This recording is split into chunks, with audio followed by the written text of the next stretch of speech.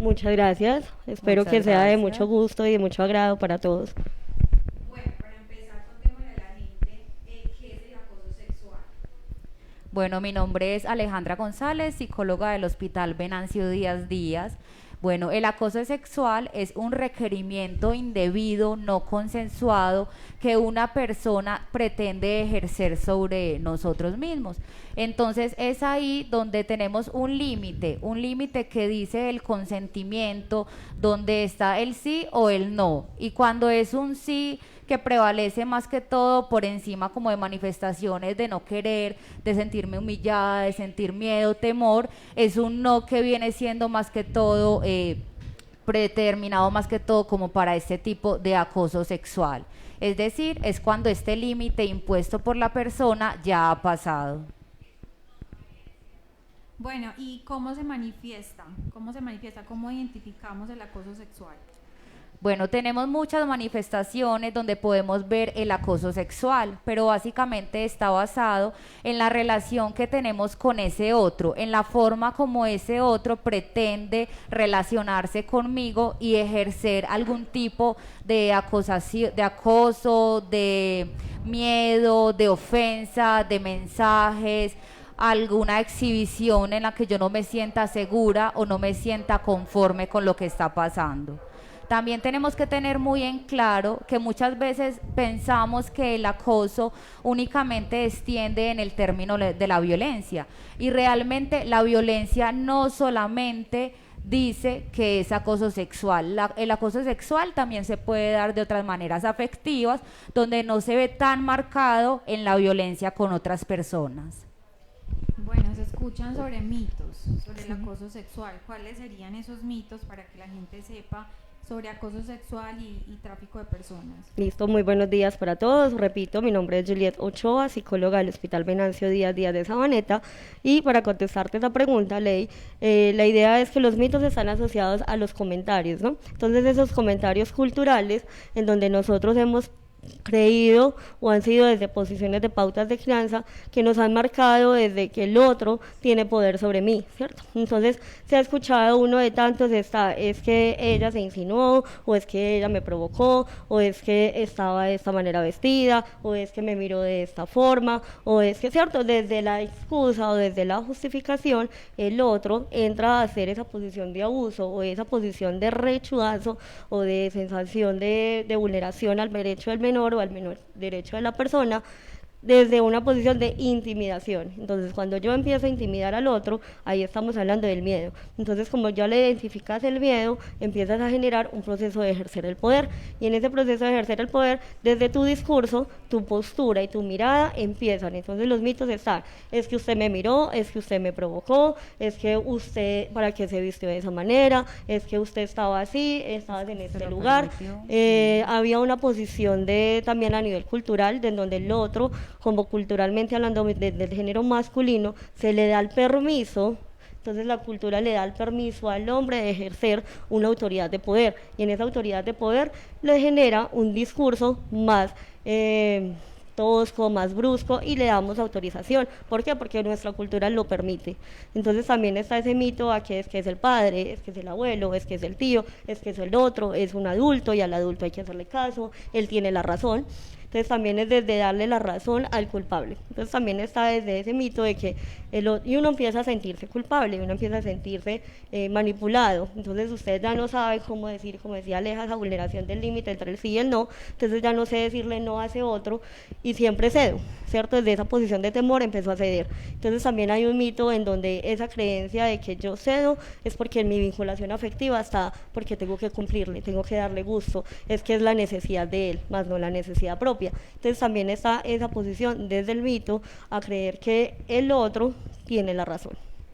Bueno, les recordamos que el tema de hoy es la prevención del acoso sexual y del tráfico de personas. Para que participen si tienen alguna pregunta, recuerden que también estamos en vivo y vamos a estar pendientes en el Facebook para resolver las dudas que ustedes tengan.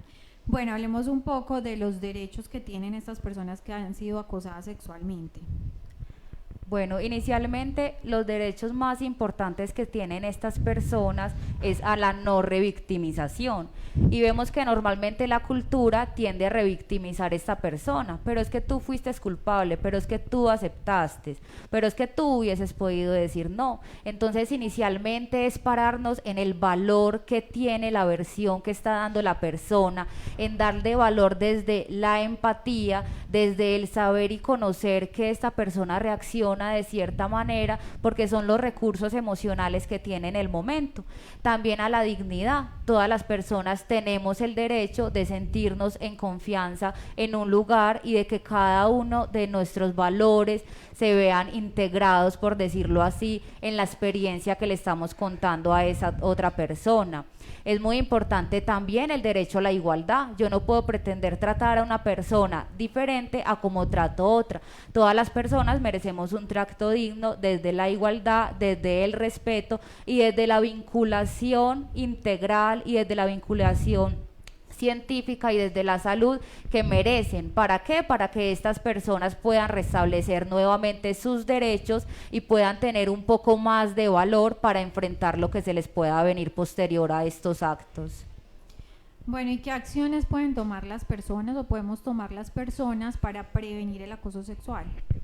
Listo, para hablar de acciones, estamos hablando de cuáles son las conductas o cuáles son los lugares o hacia dónde puedo acudir o qué debe hacer el sujeto, ¿cierto? Entonces, esa persona que está siendo víctima puede ser de acoso sexual o de tráfico de personas, como les decía ahorita, como primero prima es la sensación de miedo, desde ese temor, entonces empezamos a esconder, a no decir la verdad, a negar lo que está pasando, pero también hay algo que se llama situaciones manifiestas, en donde por más que tú lo quieras esconder, tu cuerpo empieza a manifestarlo.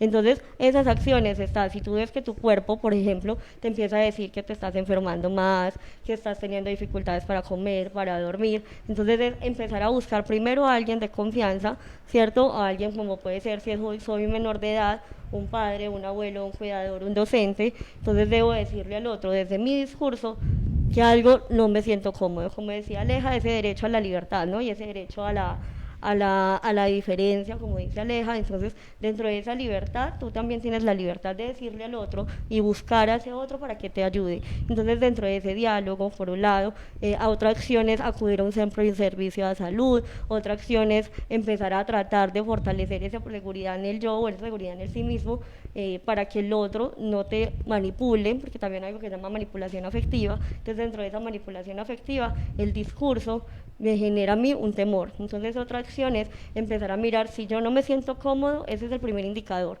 Si yo no estoy cómodo, si me siento seguro, si me siento invasivo, si siento que me estoy como sintiendo en riesgo, ahí hay que empezar a tomar ayudas y ahí hay que empezar a tomar acciones. Depende del escenario. Si estoy en un escenario, ejemplo en casa, en donde no estoy solo con esa persona que me está haciendo la agresión, entonces es, por un lado, tratar de gritar, ¿cierto? O buscar como algún tipo de ayuda. 2, si tengo un teléfono en la mano, activar o llamar a la policía.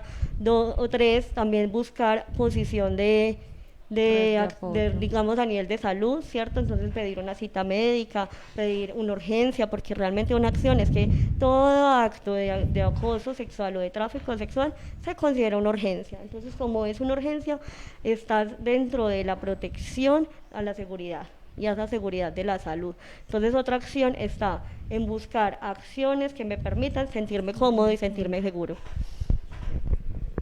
Bueno, ¿y existen algunas rutas de atención integral para las víctimas?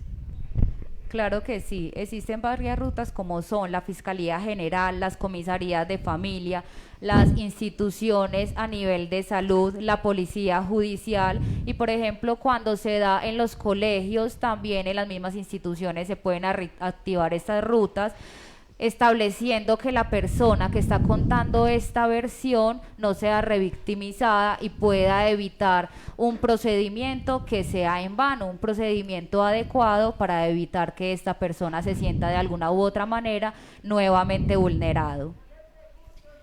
Bueno, recuerden nuevamente, gracias a todas las personas que están conectadas y nos están escribiendo y saludando. Sabemos que es un tema muy importante en estos momentos para muchas personas que nos están viendo. Recuerden que pueden hacernos preguntas, para eso tenemos a las especialistas acá para que nos ayuden a resolverlas.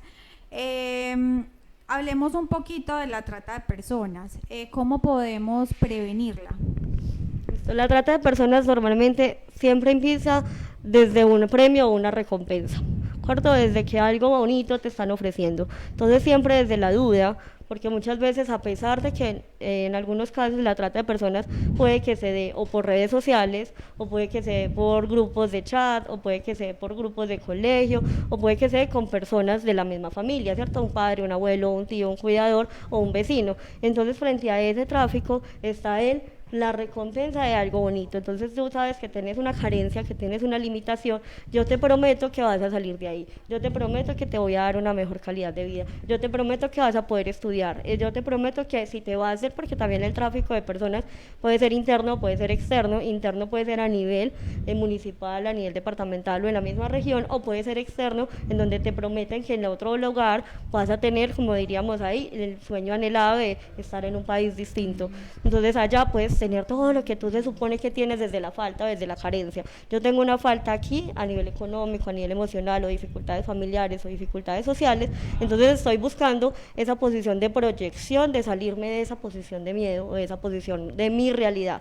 Y cuando el otro entra desde ese tráfico de personas a prometerte eso que se supone que te hace falta, pues la primera reacción es siempre dude, porque algo tan bonito, pues como dirían por ahí los abuelitos, no dan tanto, de eso tan bonito no dan tanto.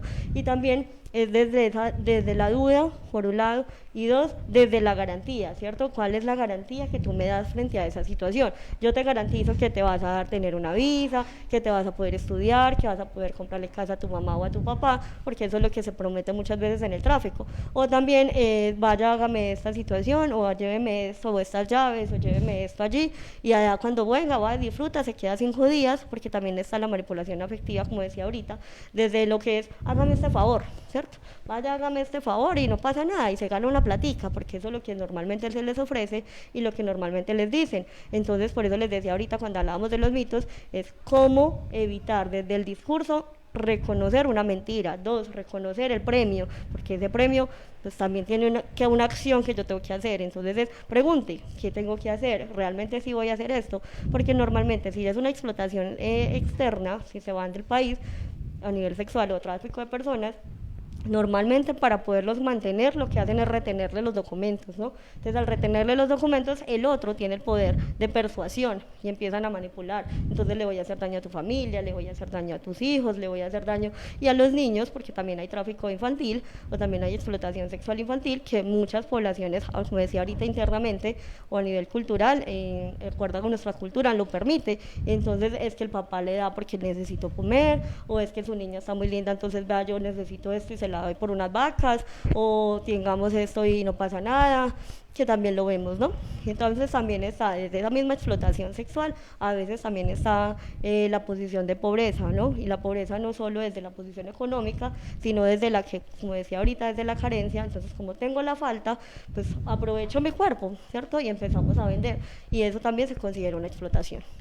Bueno, antes de continuar con la pregunta siguiente, vamos a saludar a Isabel Guarín, a Gloria Cecilia Tamayo, Marta Londoño, Juliana Varela, Sergio Osorno, Darío López, Hernán Martínez, quienes nos están saludando, y les damos las gracias por estar conectados con nosotros. A ver, algo que quisiera que le contáramos a la gente que está viviendo o pasando por esta situación, el sector salud, por ejemplo, ¿cómo debe actuar en caso de un acoso sexual con las víctimas? Listo. Primero, se hace el reserva de la privacidad, ¿no?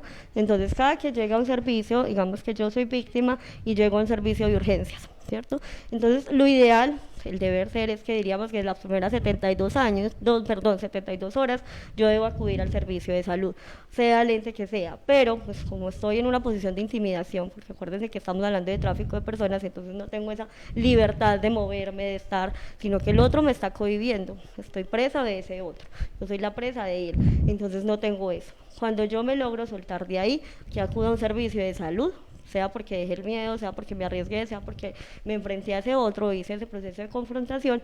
Si llego al servicio de salud, el servicio de salud lo considera una urgencia. Como es una urgencia, entonces hablamos de que primero hay que crearle a la verdad, no poner en duda lo que el otro me está diciendo, ¿cierto? Entonces ese profesional, desde no tener la duda, cree la verdad. Como decía Aleja ahorita, dentro de los derechos, no revictimizar, pero esa no revictimización también está desde cómo, desde mi posición ética, yo ayudo a que ese otro, porque su cuerpo está afectado a nivel físico, a nivel emocional, a nivel conductual, a nivel social, a nivel afectivo, entonces hay una manifestación y esa lectura médicamente la debemos hacer y ya se hace una exploración, ¿cierto? O una anamnesis, como diríamos términos médicos. Entonces en esa anamnesis se hace la indagación y se hace toda la exploración, desde cuándo, desde hace dónde, cómo empezó, quién inició, con qué finalidad, y se hace toda esa producción del discurso, toda esa anamnesis, como digo yo, y luego se hace lo que es el reporte. Entonces se le pueden hacer exámenes físicos, se le hacen todos los exámenes de sangre para descartar enfermedades de transmisión sexual, descartar embarazos no deseados, para ofrecerle, por ejemplo, si es en caso de un adolescente, se le puede ofrecer una interrupción voluntaria del embarazo, ¿cierto? Porque está dentro de sus derechos poder hacer esa interrupción. Entonces, y ya se hace una valoración desde el área social o desde el área humana, desde valoración por psicología, valoración por psiquiatría, y ya con eso el ente de salud debe hacer un reporte a esas otras entidades, ¿cierto? Entonces, ejemplo, nosotros dentro del hospital, muchas veces cuando hay una posición de abuso, se considera lo que nosotros llamamos código fucsia, y ese código fucsia es que algo pasó, que una persona está siendo víctima o fue abusada de alguna situación, y no netamente tiene que ser sexual, sino que también puede ser física, puede ser emocional, visual, o puede ser psicológica. Bueno, sabemos que muchas víctimas no denuncian. ¿Por qué no les contamos a todos cuál es la importancia y por qué se debe denunciar?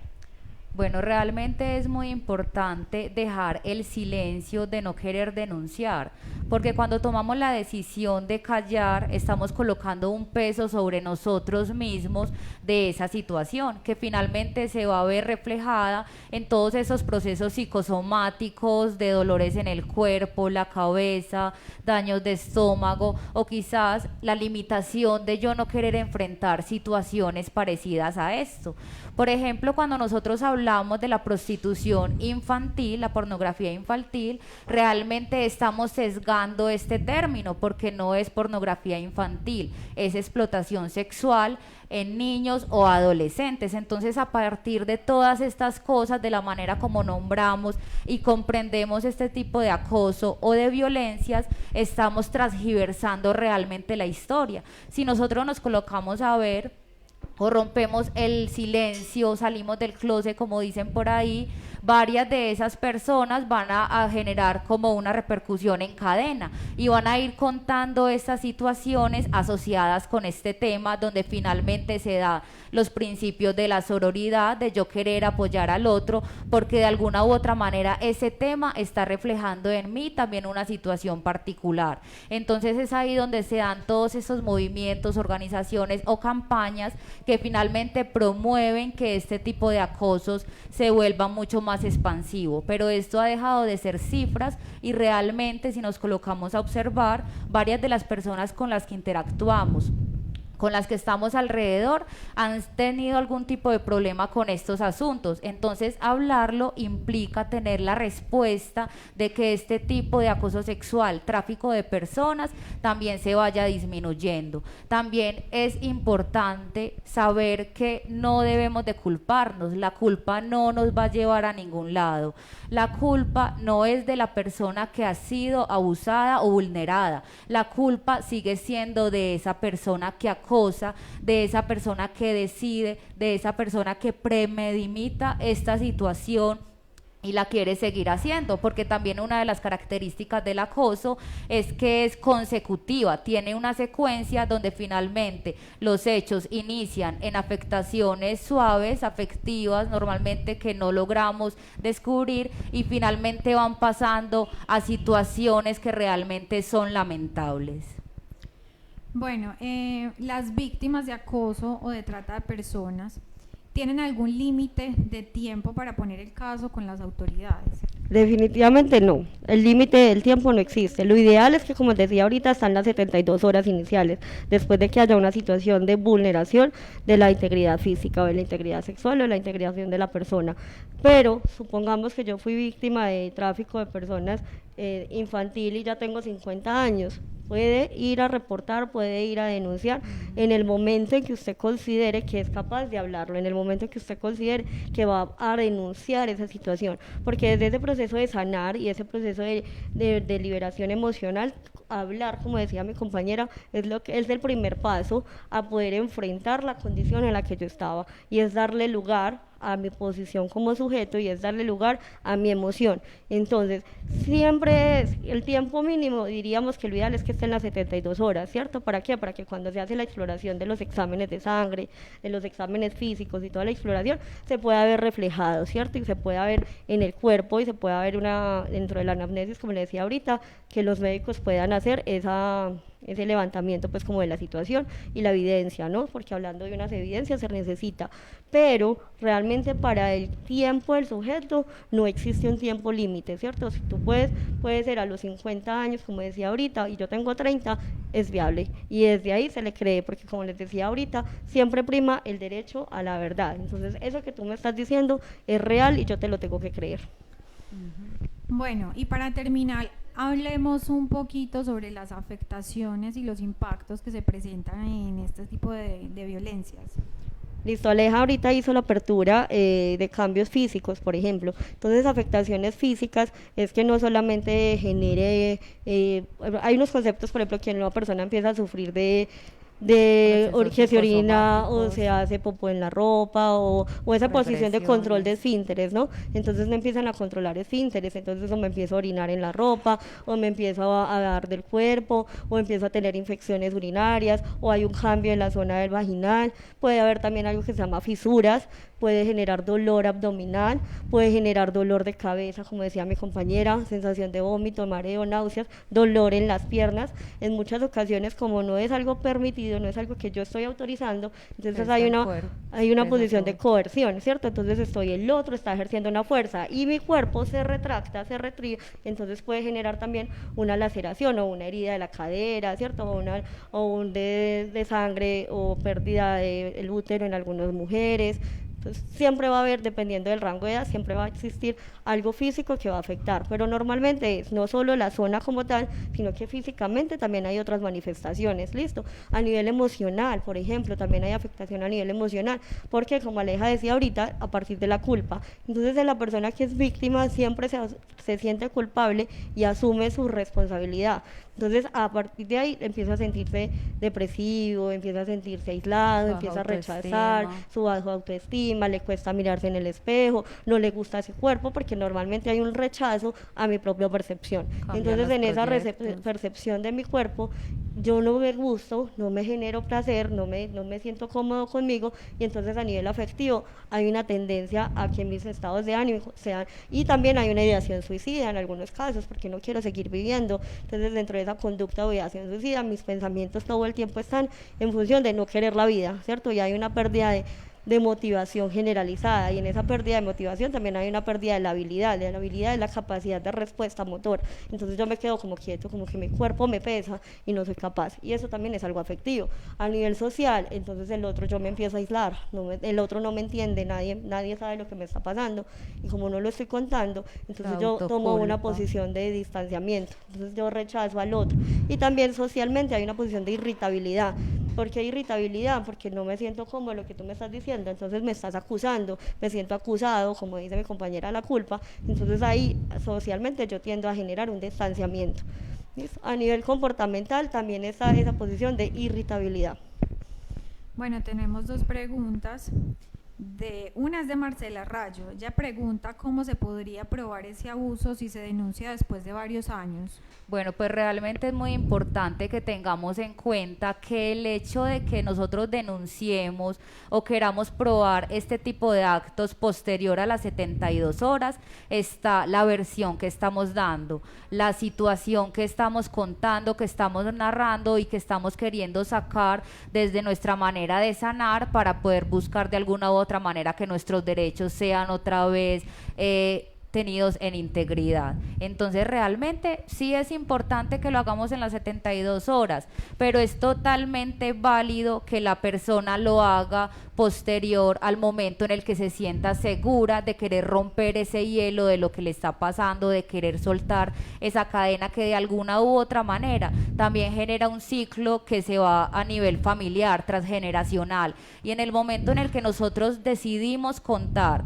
decidimos decir la verdad, en ese momento estamos sanando toda nuestra familia y la sociedad de esta situación a la que se le está dando voz y finalmente una solución. Hay personas que incluso lo hacen a los 20 años y en esos 20 años también tienen condenas, entonces realmente es totalmente factible hacerlo. Voy a argumentar un poquito más, a responder un poquitico más la pregunta, y es por cómo se puede demostrar, como la pregunta es después de tanto tiempo. Sí se puede demostrar, ¿por qué? Porque acuérdense que hay cambios físicos, que hay cambios emocionales, que hay cambios comportamentales y se hace una valoración, ¿cierto? Se puede hacer una valoración psicológica, se hace una valoración médica y se hace una valoración psiquiátrica. Con eso, esos son tus evidencias o tu soporte para poder demostrar que fuiste víctima de un abuso. Y la evidencia no solamente lo hace válido para que lo tengamos muy presente. Bueno, y tenemos una última pregunta y es de Juliana Varela. Ella pregunta si la víctima no se siente capaz de dirigirse a un hospital por algún temor, ¿hay alguna línea donde estas personas se puedan comunicar? Sí, está la línea, no, por ejemplo en la alcaldía nosotros también manejamos algo que es la línea vida, ¿cierto? Está la línea del ICF, está la línea de la policía, el 911, donde tú puedes reportar. Siempre hay una posición, desde la posición incógnita, en donde yo no quiero hacerlo público, yo no quiero salir todavía a la luz, pero siempre vas a tener una línea de apoyo que te permita escucharte y que te permita generarte una posibilidad de ayuda y de salirte de esta situación. Entonces siempre va a haber una línea, siempre, nosotros tenemos la línea vida, que después la podemos compartir, o ahorita podemos compartir la línea porque exactamente pues no me la sé. Tenemos la 911 que siempre se puede acudir y existe, como les digo, y también a nivel grupos sociales, organizaciones mundiales y organizaciones nacionales que ofrecen mucho apoyo a esas personas para hacer el proceso de denuncia o el proceso de reporte. Y todas las instituciones de las que ya habíamos hablado, Comisaría de Familia, Fiscalía General y también las redes de apoyo que tengamos en el momento presentes. Bueno, les doy las gracias por estar con nosotros en este espacio. Fue un tema que realmente le gustó a los televidentes. A ustedes muchas gracias por estar con nosotros nuevamente conectados y nos vemos en un próximo programa. Muchas gracias a ustedes por la invitación. Muchas gracias, hasta luego. Chao.